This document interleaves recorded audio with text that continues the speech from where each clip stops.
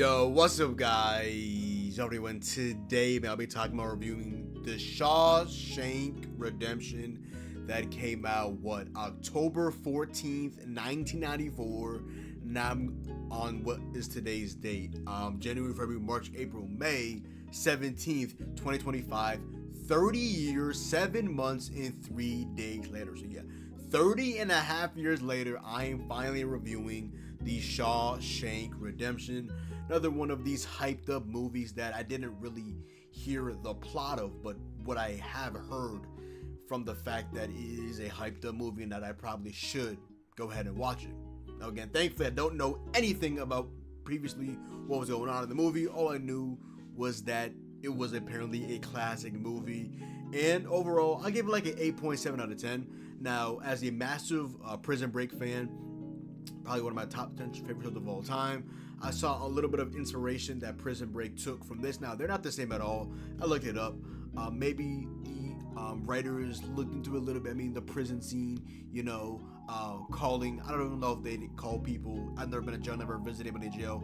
They call new people that go to jail fish.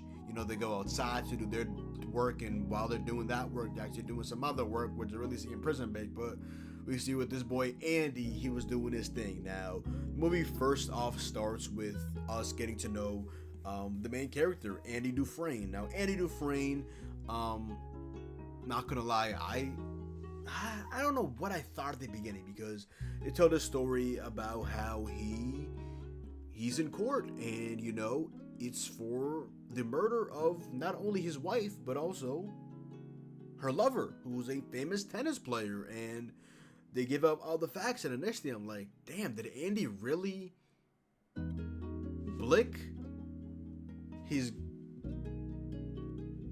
wife, or technically now ex-wife, and her lover? Because she wanted a divorce, she wanted to move on. And Andy himself admitted that he wasn't the best husband, and he kind of pushed her away and wasn't, perfect towards her.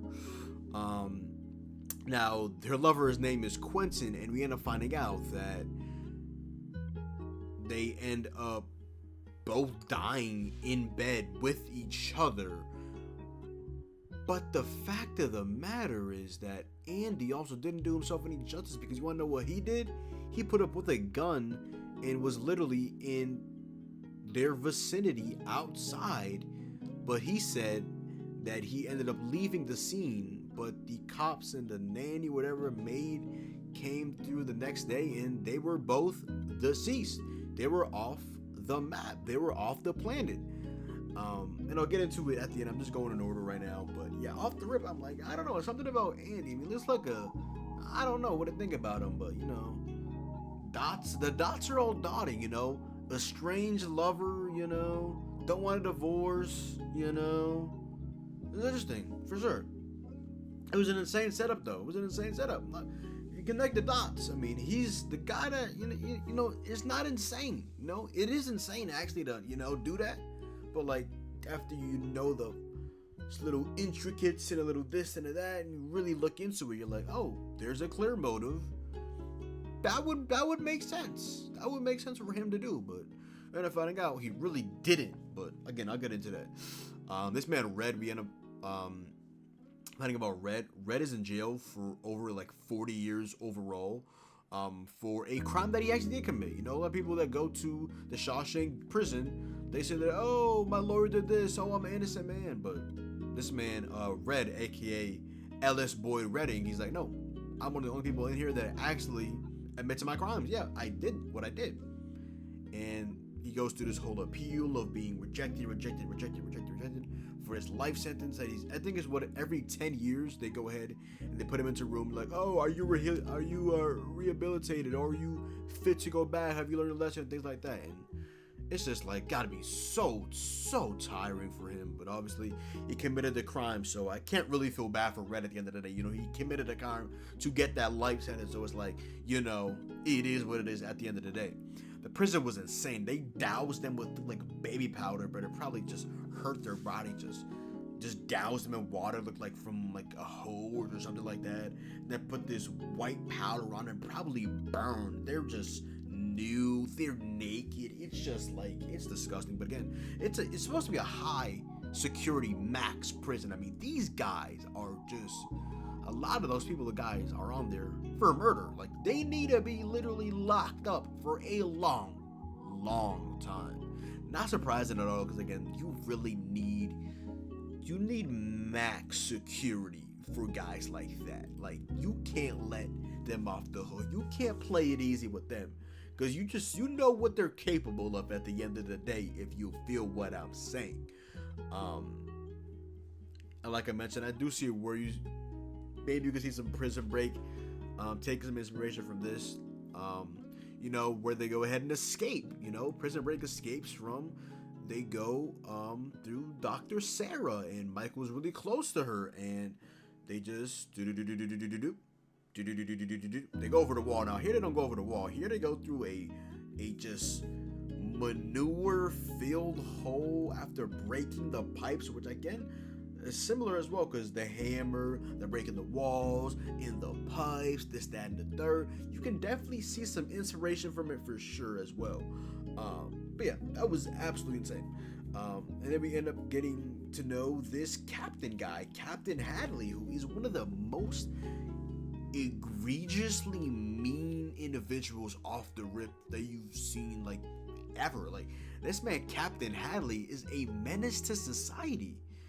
And another thing I really liked about this movie as well was just Andy and Red's friendship. I mean, it was just beautiful, at the end, them together. I mean, I'll get into that. I know I'm kind of all over the place, but that was beautiful, man. That was just absolutely beautiful. We also end up in the jail, getting introduced to the Sisters, which is a group of just straight up thugs, and one of the main guys there, and the main guy, something with a B, low-key, okay, yeah, Boggs ended up getting packed up. He's eating and this through a tube. He can't walk straight at the end. Thankfully, that man had to be put in a bag. He had to be put in a slip. That man is a menace to society. He's the leader of the Sisters, which are a group of people that were, they were beating the living shit out of Andy. They were, you feel what I'm saying? And it's like, Andy was in there for double life because of the quote-unquote murder of not only his wife, but also her lover as well. And he was a former banker, so he was really intellectual. So he did a lot in that prison, so much to the fact that the warden literally wanted him all to himself. And somebody that actually knew what happened, which was Tommy, you want to know what he did? He had him set up and shot and killed and murdered. That's how much he didn't want him to be gone. Like, that man, he needs psychological help. Like, he is a menace to society. To the Sisters, man, they beat him up on multiple occasions. He couldn't tell, because you're in prison. You really can't. You gotta keep everything concrete and quiet. You can't, Andy's a W, man. So they go outside, do the outside work. They get picked. There's like 100 volunteers. They get picked. It's Red. It's Andy. It's a couple of the other guys as well that are pretty cool. And Andy, Big Ball Andy, hears them talking about some financials. It's like $30,000 from this million or whatever. I don't know how they got this money, but it was, I believe it was Captain Hadley and Andy in intellectuals and just being a banker. He's like, oh, I know my way around this. That 30K, you can just send it to your wife. You really trust her, she's not gonna give up on you or anything like that, or play you or anything like that. The IRS can't really do anything. It's non-taxable. They really can't do anything with it. Which, do I know if that's real? I don't know, but hey, y'all got it. But yeah, he ends up, for doing that, he ends up getting everybody there that was working on the project outside ice cold beers. Now, Andy gave up drinking, so he wasn't drinking. So at the end of the day, he was doing it solely for them at the end of the day. But yeah, Boggs got a rot in hell. Thank God that freak got what he deserved. I mean, he got beat to a pulp. The amount of times he beat Andy, they had to be in the infirmary for weeks upon months. Like, yeah, Boggs, you menace to society. You got what you deserve, you fucking freak. The shipment, they got the shipment with, they had the poster in there. They had this, they had that. There's a couple of things that I can't quite remember. I'm also making the video like 3 a.m. as well, so my brain is a little fried. But I remember they had the shipment, and they had a couple of things inside as well. This man Red was a plug. He had the cigarettes, anything you wanted, he could basically get it smuggled in. Andy asked him for a woman. I'm like, damn was not getting you that woman. Now, you got to the poster, but he's not getting you the woman. Now, I don't know if Andy wanted the poster, if he wanted the woman. I'm guessing he wanted the poster because when you're sneaking a woman into a all-men, high-security prison, brother. I don't think he did that, but let's say he did. You are a menace to society, brother. Yeah, that was insane. And then Andy, he's highly intellectual. He has the banker's background. When he was helping the prison members and the workers with his banking background, they had a lot of financial questions. And at this point, I think like a team that was wearing like red and white ended up pulling up and get some. That was always helping. He was helping them, file taxes. And at that point, it was just a small group, and then it was everybody. And then there was a lot of people. So he ends up becoming a really big asset for that prison. He is still a member of, he's still incarcerated, but he is still a helping hand for them, This man Brooks gotta chill. This man Brooks, at a point, he literally had a knife to, it was Haywood's throat. And at that point, he was bleeding. Like, he just, crashed out. And then he also had this bird, which he fed like a worm that was found in Andy's, food initially. And it's a random bird in his pocket of his jacket, and he feeds it to him, and we go like a couple minutes later, and he's just this big bird at the medium to the end of the movie. He ends up releasing him, and he's big now. It would have been cinema if when he is not escaped, but when he was free, if Jake would have pulled up. But it is what it is at the end of the day. We don't really find out what happens to Jake in the end of Shawshank Redemption, but at the end of the day, like I always say, it is what it is. GG's to Jake. He went from a little bird. I don't know if he was a raven. I don't know. I'm not a bird connoisseur. By the way, I'm talking about birds. Again, it's 3 a.m. and I'm hearing birds right now chirping outside. So, birds chirping or crickets chirping? What do y'all prefer? But that's not what I prefer. Shout out to my boy Dale Granberry, even though By the way, Free Brody. Yeah, that was insane, man. Brooks really made it out. I don't know. I guess Brooks's sentence ran out or something like that. I mean, he was an old man and he was on his way out. And by the time he comes out, the world is advanced. I mean, it's a whole new world. He talks about how it's an extremely fast pace compared to where he had left the world when he was a free man before being in the penitentiary for a while. And he ends up working and he's again in this little spot, but he is severely depressed. So he ends up bagging in one random day.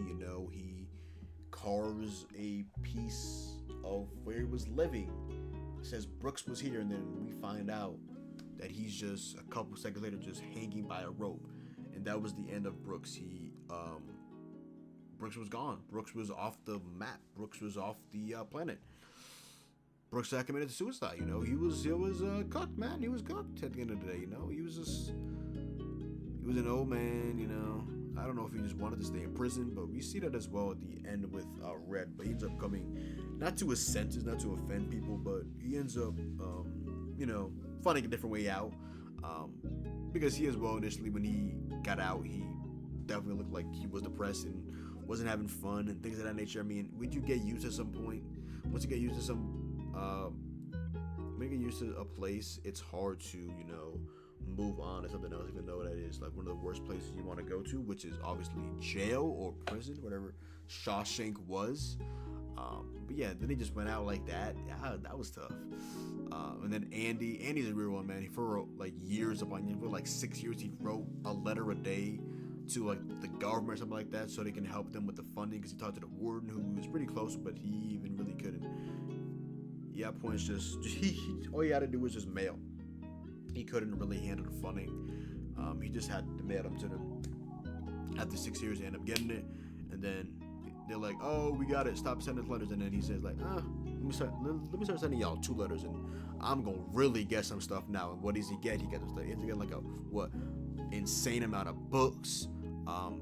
Initially like 200 in funding, then it was like 500 annually, which shit, 30 and a half years later, does a lot more than $200 or $500 is in present day. So yeah, he wrote a lot of letters, got them a lot of materials, got them books, got them money, got them funding. And then he also has a funny moment as well where he's playing Italian woman singing on the intercom, and then Hadley breaks the door open and ends up going to solitary confinement, or aka the hole. So yeah, a lot of time spent for Andy in the hole, underneath, in the dark, no one to talk to, nothing at all. We also ended up teaching him his way and teaching this guy named Tommy, who we end up finding out that he knows, funny enough, the story in its entirety. Like, what are the odds that Tommy, of all people, knew the story that literally saved Andy's life? Who would have known if Andy would have escaped if he didn't hear that story from Tommy that was like, wait, so I'm not insane? I actually didn't do this? Wait, that wasn't a figment of my imagination? I actually am supposed to be a free man right now? It just really gave him maybe that extra motivation to be like, you know what? I've been in this pen for 20 years for a crime I didn't commit. And then when somebody knows the actual truth, he mysteriously is dead because he apparently just ran away, even though he just got there. Like, okay, buddy, I see what y'all doing. And then they had this whole Randall Stevens gimmick because Andy, like I mentioned, was a banker. He was money laundering for the warden Norton, who was a menace to society. He was playing the book game, he was playing the books. And he went by this alias, Randall Stevens, for the money laundering. And he ends up using that alias once he ends up escaping from jail, which is insane. I feel bad for Tommy though, man. Tommy was a grown man. He had a wife and a kid. Just got into jail. Screws are loose. This man barely even knew his ABCs. He didn't know really anything at all. Andy was teaching him everything, and then he tells him the story, and he's like mesmerized. And then Red finds out the story, and they're like, "Wow, he really is a free man." Then he tells the warden, and the warden's like, "Come on now, this kid's just fond of you. He's just trying to make you feel good." In reality, no. Tommy was correct. Andy was not the killer. It was instead a guy named Elmo who, brother, you are a menace to society. How is that guy still walking and breathing? How do we not pan back to Elmo? Is that guy still alive? Is he living and breathing? Is he still in that same place that he was incarcerated in, if he was incarcerated? Or however the hell he was talking to Tommy? I don't know. But yeah, I knew Andy wasn't like that. I mean, once we really learned about Andy, he's like a soothing, calm guy. He always has a helping hand out, always helping people out. But in the beginning, I didn't know too much about Andy, so I was like, verdict's still out. But after that, I'm like, oh, okay, yeah. Andy's a cool guy. But yeah. Elmo, the fact that we don't really go back to Elmo, I don't get that part, And fuck the warden for blicking Tommy. You are a loser. And thankfully, you got what you deserve. You menace to society. He wanted Andy all for himself so he can money launder and have all these resources. Like, brother, you are in a spliff now. See ya. Andy really did the race, man. He was with that hammer for 20 years. Red, he told Red about something about the hammer. Bang, bang, bang, bang, bang, bang, bang. They opened his cell. He was in there for dark. In that time, he goes through that wall, breaks it down with the hammer, goes through the pipe. He has to perfectly sync it with the thunder so it doesn't make too much noise. Boom, right on cue. Burst. Just shit train. Genuinely just shit train. Just going through feces of pure shit and pure. It's just disgusting. It is nauseating. Breaks out, takes everything off. He's a free man. He's looking up to the sky. He's just on cloud nine. He's unfuckable. He's unfuckwithable. Nobody can fuck with him. You feel what I'm saying? Yeah, breaking out with that hammer, that mid-eye hammer, that was insane. Being in jail for 20 years for a crime you didn't commit is fucking insane. And I know for a fact that goes on in the real world. There are people that actually commit crimes that do deserve to be there for probably the entirety of their sentence, but there's other people as well that, always find out yearly, multiple times. People that unlawfully are just in jail, just rotting for a crime they didn't commit. I don't know if it was like the lawyer's fault or not enough sufficient evidence or an insane setup like we saw in Prison Break with what's his name? Michael's brother. I mean, that was an insane setup, man. That was an insane setup. I'm gonna actually be so mad because I actually forgot his name. Prison Break cast. Like, I just was watching this show like late last year. Lincoln Burrows and Michael Schofield. My GOAT Michael Schofield. Wait, last season was fire. I don't care what y'all say. But yeah, the way he came out just was nauseating. Though that was disgusting. Warden pack though. But you are on a pack, Warden. Warden ends up, police end up coming up. They pack up. Hadley apparently is crying. They go to him. They go upstairs to Warden Norton, and he has a gun on him. And I'm just, he's cooked. He did it to himself. He took the easy way out, bro. You are a fucking loser. And good for Reddy. Finally, after 40 years, ends up getting approved to move on and become a free man and get off his life sentence officially. W for keeping his word where Andy ends up going. Rocks opens that up, reads the letter. There's some money there as well. And at the end, he meets up with Andy, which is beautiful.